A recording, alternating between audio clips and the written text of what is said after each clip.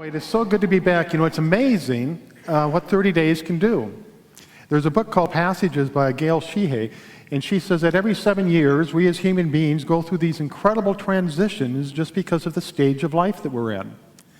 And when these transitions take place in our lives, if we continue to live with the same mindset or the same consciousness that we had before, life becomes very difficult. It becomes very laborious. It becomes very miserable.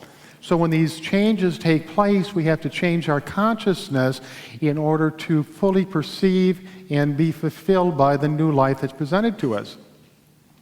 Now, over the last 30 days, I've had two things happen to me that created an aha moment. Sometimes it's called an epiphany, or it's called a divine inspiration or a consciousness shift. And one was I went to a funeral, and while there I ran into an old friend of mine. He's actually a high school buddy. We grew up in Sioux Falls, South Dakota together. And we recognized each other immediately, and we flipped into that high school juvenile kind of lingo, you know, and started talking just like we did back in the 60s. And recalled all the shenanigans that we pulled, just like they were yesterday. And then as we continued to talk, all of a sudden, it dawned on us that we hadn't seen each other for 45 years. 45 years. And when we departed, that continued to stick with me. It's like 45 years. What happened to that time? What happened to that 45 years? It seems like just yesterday. And boom, it's gone. And so then I started thinking, gosh, if the last 45 years went that fast, the next 45 years is going to go just as fast, and my time is going to be over in a flash. And so I really went into this deep introspection as to how can I maximize the time that I've got? How can I slow it down? How can I be more in the present moment? The other situation was in regards to a friend of mine, Karen Martin. Sang in the choir, worked with the garden fairies, landscaping the properties here at Unity Temple, was involved in several other community organizations. 2 weeks ago today, she was here in church with her husband Victor, just like she always was. After church, she went out on the patio with friends and engaged in conversation and had coffee, just like she did much of the time. On Monday, she went to the blood community station and made a donation, just like she did on a regular basis. Tuesday evening, she had a heart attack. Wednesday evening, she died. My age, 61 years old, no history of health or heart problems. And so I started thinking about that. And I flipped back to what am I going to do with the next 45 years? And all of a sudden it dawned on me, there is no guarantees that I have 45 years or I have 45 days or I have 45 hours. We just don't know. All we have is right now, this present moment. And with Karen, who lived life to the fullest, she had a wonderful, wonderful life, 6 children, beautiful husband, and all of a sudden, it was over. Now, we all come into this world, and we all are going to leave this world. In between coming into the world and leaving the world, we have time. Each and every one of us has a special expanse of time. We don't know how long that is. We all know we're going to die. None of us know when. So on the spiritual path, the top priority has to be, I have this special expansive time, what am I going to do with it?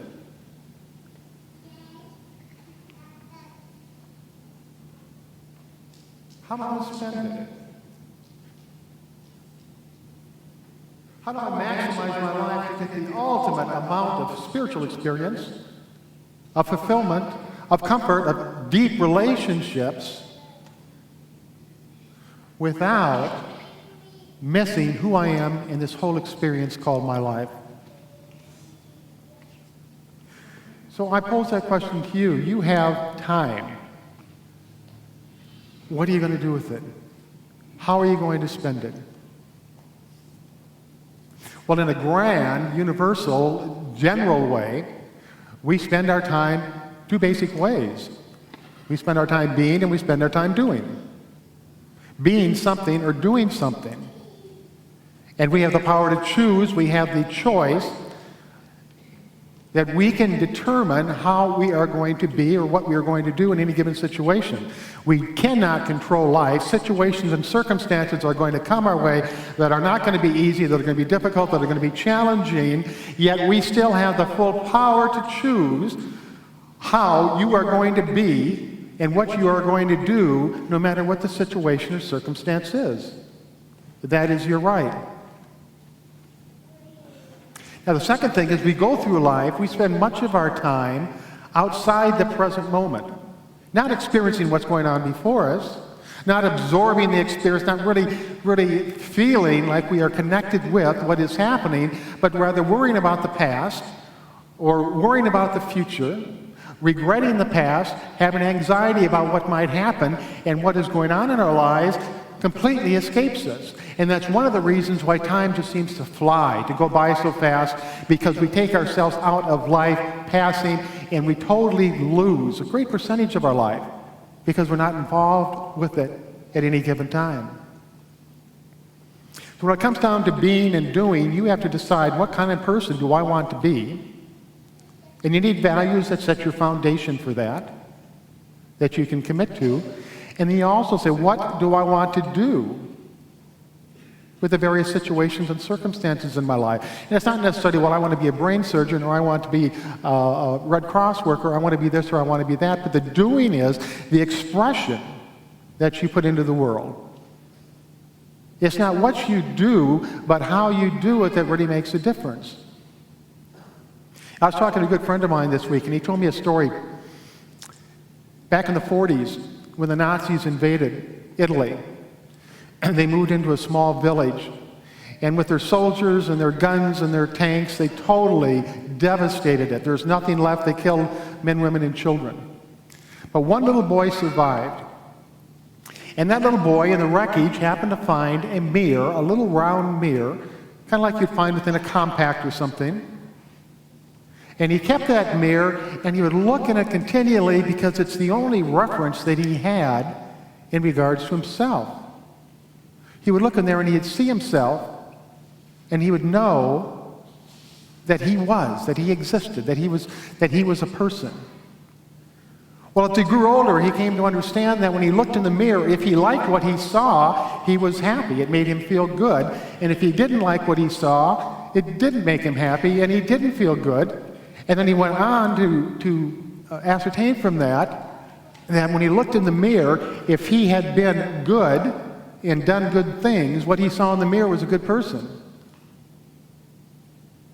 And if he had not been good, if he had done bad things, or things that he wasn't proud of, he looked in the mirror and he saw that bad person, that made him feel bad. And he went on to develop this entire concept that eventually went into the universities, and he became a very noted scholar for just teaching this one little thing, and that was, when you look in the mirror, who do you see? And I pose that question to you this morning. When you look in the mirror, who do you see? And also, when you go to look in the mirror, what do you want to see? Now, if a person is deceitful, when they look in the mirror, they see a deceitful person, and that doesn't feel good. If a person lies to somebody else, and they look in the mirror, they see a liar, and that doesn't feel good. If a person is a phony, and they put up a pretense and a big facade to try to be somebody other than what they are, they look in the mirror and they see a phony, and that doesn't feel good.